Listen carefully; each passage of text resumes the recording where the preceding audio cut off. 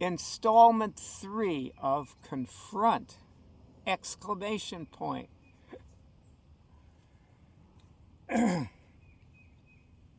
those birds?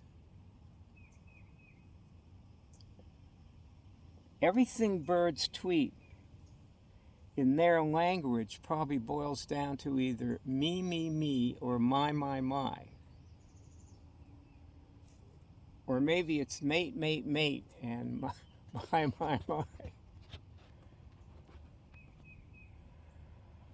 Ah. Confronting is something that happens inside you, in the most private place in your reality. You know, Nelson Mandela once said that the great victories that human beings achieve often happen in complete secret, and only the person achieving the victory knows that he did or she did.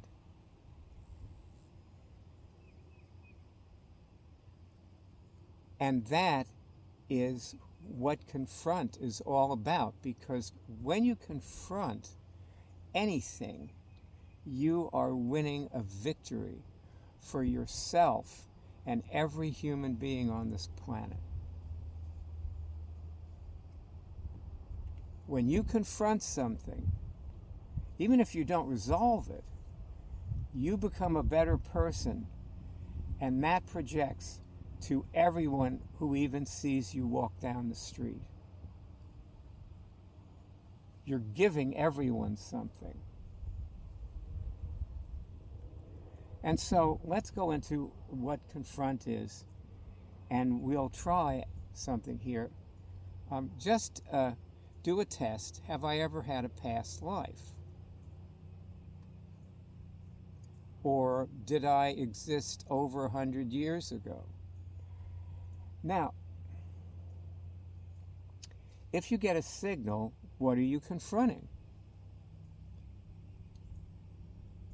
And whatever your answer is, the point is, you're confronting something, right? I mean, maybe you're reawakening or reinforcing something you already knew, or maybe you've made a discovery, but you are different. You're a better person. You're more centered. Also, when you get a signal on anything, it's often true that you go to a calm, clear, aware, awake state where you're peaceful and serene. Right? If you've done any of this at all, you can recall a time like that where you cured something. And the side effect, in addition to curing whatever you cured, which may just have been a minor trauma from that you went into yesterday, you have also changed yourself. Like what you experience when you do that is the goal of all psychotherapy, no matter what it is.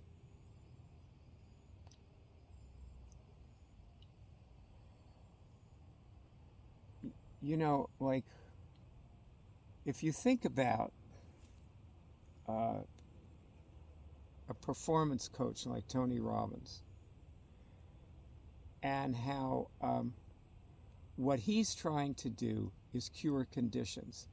We have a lesson on conditions, and it's huge. It's all on one page, and it's called How to Cure Conditions. Conditions are the hardest thing to cure, and they make people's lives messes. And most people, when they have conditions, don't know they have them because they're not confronting. So the very first thing that you need to do is know that you're not confronting when you're not. And then you need to ask questions about what seem like self-defeating behaviors. You know, a friend of mine talks about self-sabotage, and there are these whole psychotherapies based on self-sabotage, and there's no such thing. But what there is an attempt, let's say, for example, to keep an immune dysfunction in place because you don't have an immune response. And when you don't have an immune response, you adopt an immune dysfunction and you put it in place so that when the thing comes up that you don't think you're immune to or know you're not immune to, you have this dysfunctional response like alcoholism. And for a lot of alcoholics, they just keep on drinking. They don't want to get anywhere near the thing they're not confronting. And they train their children to be enablers and support their drinking and agree with it. They do just in the service of keeping an immune dysfunction in place because they're so terrified of the thing that it's helping them avoid. It's like they, you know, like you can get, there's a very good line in The Legend of Bagger Vance where somebody accuses the Matt Damon character of being a drunk, and he says, what I'm worried about is there isn't enough whiskey to get me drunk enough.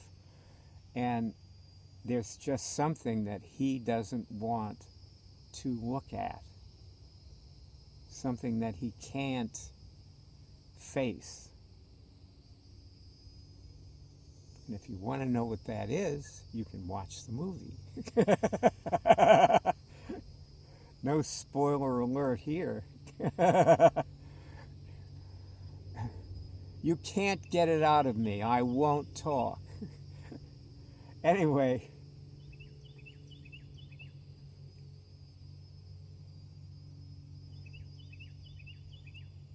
Now, I've devolved into giving you an example by giving you an example by giving you an example. And if we spiral back up again out of there, you get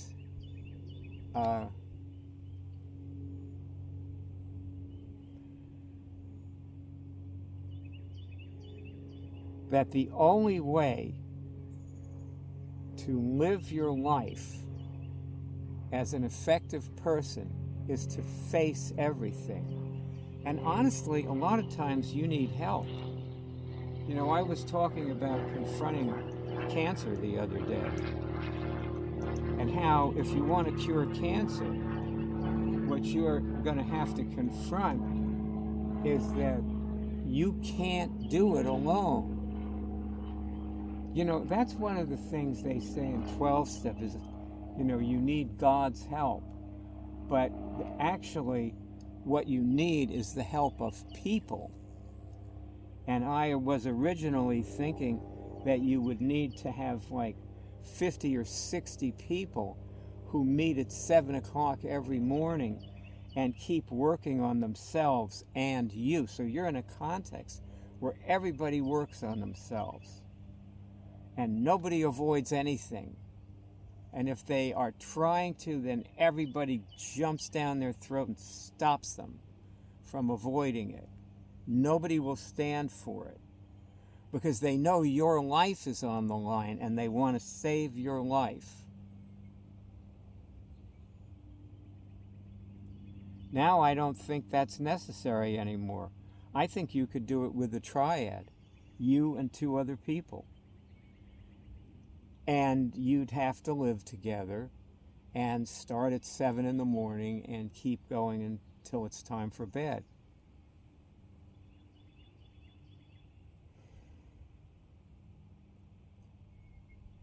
Now, I'm not going to tell you how to cure cancer. I already did that in the web college. So I'm not going to chew my cabbage twice.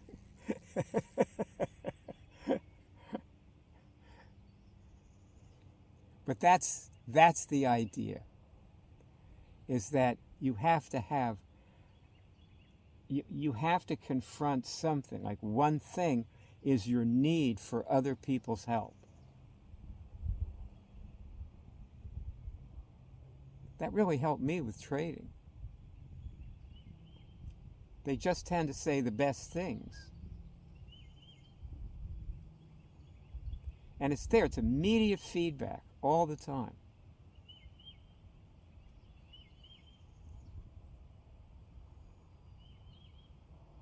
You know, another thing that has helped me confront is making this movie about confronting. I mean, writing this video book about manifesting. It's helped me manifest. It's helped me confront.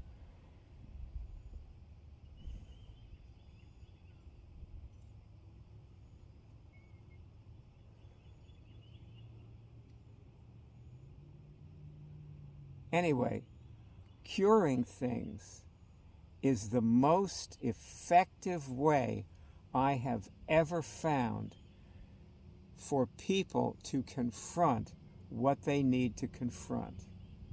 The most effective way I've ever found.